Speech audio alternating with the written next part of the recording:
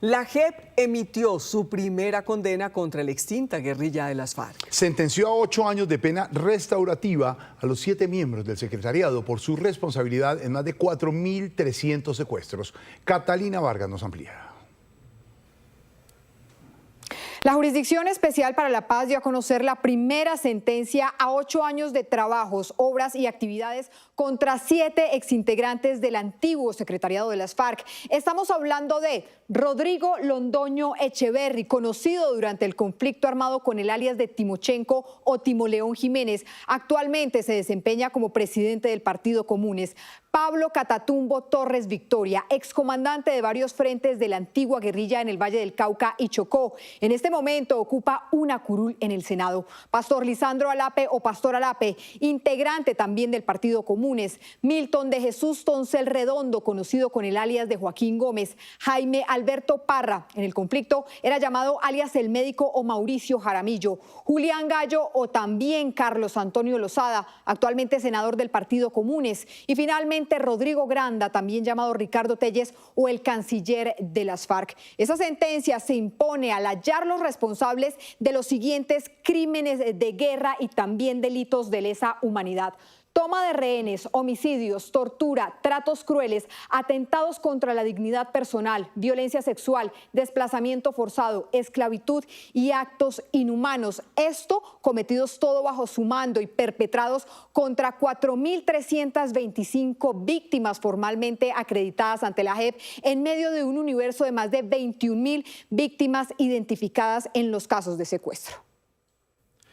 Nunca más el secuestro como medio de guerra. A la lectura de la sentencia no asistieron los 7 exmiembros de las FARC acusados, ni las víctimas, solo los representantes de la JEP y la prensa. La sentencia impuso la máxima pena permitida por el acuerdo de paz, 8 años, en lo que ninguno de ellos estará en la cárcel, sino realizando acciones restaurativas y de reparación a cambio de reconocer los secuestros y los tratos a los que sometieron a sus víctimas. Atendiendo su reconocimiento, su responsabilidad, su aporte de verdad exhaustivo y detallado para develar patrones y políticas, pero teniendo en cuenta la gravedad de los crímenes y la máxima responsabilidad que ostentaban en esa organización. Delitos que el magistrado encargado de este macrocaso número 1 enumeró así. Entre la más representativa están las perversas pescas milagrosas, que consistían en detener vehículos en vías y secuestrar a sus ocupantes. Los secuestros planificados con estudio previo de víctimas, basados en inteligencia financiera, colaboración con bandas delincuenciales, incluso de aparatos estatales. Los secuestros vinculados a extorsión, pago de cuotas, incluyendo exigencias de pago por entrega de cadáveres. Los secuestros políticos, urbanos, laborales y ganaderos. La decisión no solo reveló el tiempo de la sentencia, sino también las sanciones que tendrán que cumplir los exintegrantes del secretariado de las FARC. Se ordenó la intervención del cementerio de Palmira, por ejemplo, como un acto de dignificación de las víctimas enterradas allí como personas no identificadas. Esta acción busca articular esfuerzos institucionales para avanzar en la recuperación de la memoria, la identificación de cuerpos, la entrega digna a familiares. De igual manera, la sentencia priorizó la realización de actos restaurativos como relatos dignificantes concebidos como espacios simbólicos de memoria, de reconocimiento a las víctimas del secuestro y desaparición forzada. Estos actos, que tendrán como puntos de inicio las ciudades de Cali y Neiva, buscan visibilizar la voz de las víctimas. En la sanción, la JEP evidenció el patrón criminal al que acudieron las FARC para perpetrar los secuestros. Más allá de toda duda razonable, que por más de 2 décadas la antigua guerrilla de las FARC implementó de manera masiva, sistemática, el secuestro como una política de guerra. Se documentaron 3 patrones principales: privar de la libertad a civiles para obtener recursos económicos mediante el pago de rescates. Segundo, retener a miembros de la fuerza pública y a líderes políticos con el propósito de forzar canjes de prisioneros y buscar un reconocimiento político. Y tercero, utilizar el secuestro como instrumento de control social y territorial en diferentes regiones del país. Ahora los exintegrantes del secretariado de las FARC sentenciados por la JEP tienen 3 días para apelar la decisión. Al finalizar la lectura de la sentencia, en un comunicado, los 7 exmiembros del secretariado de las FARC le pidieron perdón a sus víctimas. Reconocieron que el daño causado no tiene reparación y anunciaron que una vez se produzca la notificación formal de la sentencia, se pronunciarán de fondo. También se comprometieron al cumplimiento de las acciones restaurativas. Para los civiles y exmilitares que permanecieron años encadenados por las extintas FARC, el fallo de la JEP es una burla que no repara a las víctimas del secuestro. Aseguran que la sentencia es indignante y decepcionante. El general en retiro Luis Mendieta fue secuestrado el 1 de noviembre de 1998 por las FARC durante la toma de Mitú.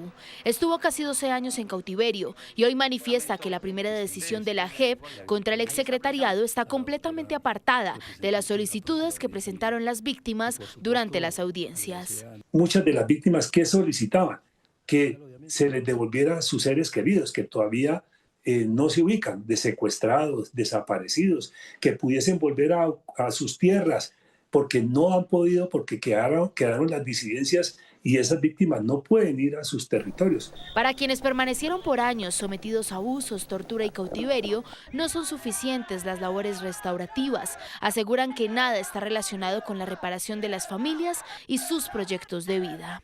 Para Clara Rojas, quien ejercía como jefe de debate de la entonces precandidata presidencial Ingrid Betancourt, cuando fueron secuestradas, la verdad y reparación nunca llegaron por parte de quienes firmaron el acuerdo. Entonces me parece que ahí los magistrados, pues con todo el respeto que les tengo, pues fallaron, porque no, el objeto de la pena sí tiene que ser resarcir a la víctima. Por lo menos de esta restricción de libertades que tienen, sí les daba margen para que la sanción fuera superior, ¿sí? Pensemos entre 15 y 18 años, porque es que la magnitud de los hechos son tan graves. El conflicto arrasó con miles de familias que, lejos del ojo mediático o político, tuvieron que vivir el horror de una guerra que no les dejó opción. El caso de los esposos Angulo, secuestrados en el año 2000, es muestra de que las pistas aún son buscadas por sus familiares.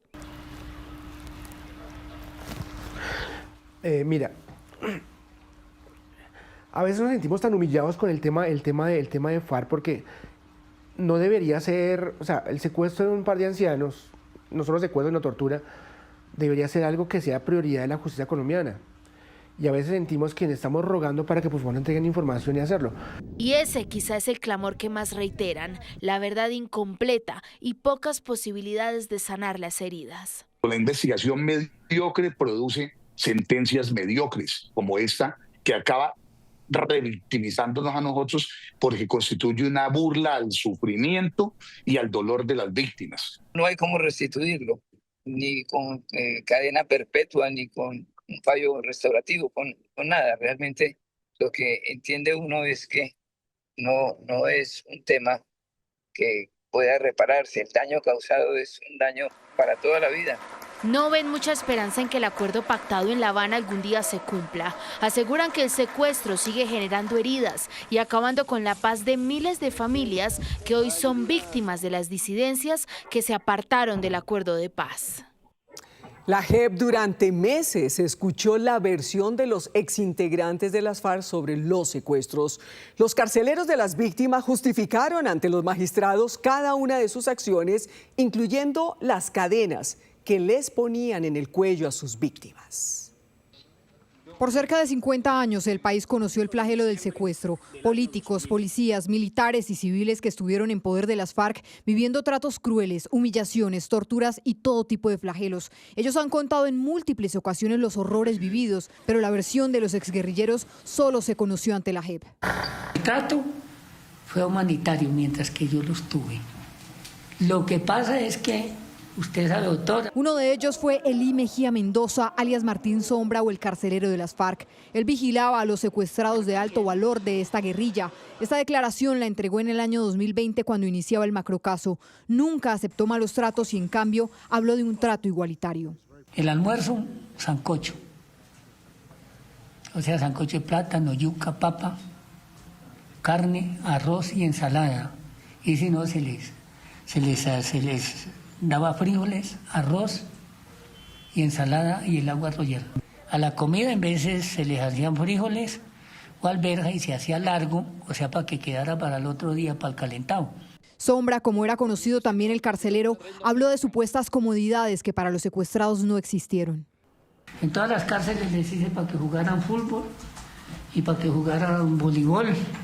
Y les tenía, yo al principio de cárcel seguro les tenía sus ajedrezes, les tenía sus cartas, les tenía los juegos y había el televisor. Lo que pasa es que a través de las situaciones de la tecnología tocó el televisorcito, los cositos ir recortando. Otro que dio su versión ante la JEP fue Alexander Farfán, alias Gafas, carcelero de Ingrid Betancourt. Habló sobre la cotidianidad de los secuestrados, una cotidianidad que incluía amarrar a las víctimas como castigo cuando, según dijo, peleaban entre ellos.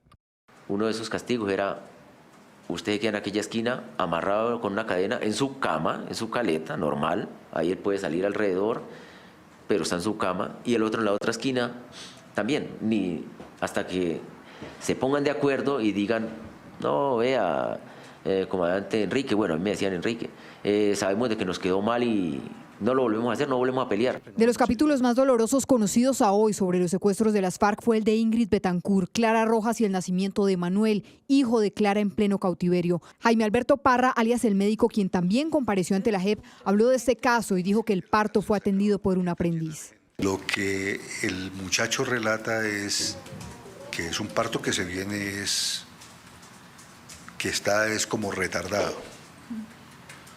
Entonces que solamente tiene la opción de hacerle una cesárea.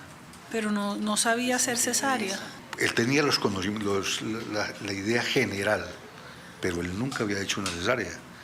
De pronto lo había practicado en un cerdo, por ejemplo. Entonces, cuando pasa el tema de Clara Rojas, es que él comenta, dice, yo no tuve otra opción, no pude ni avisar.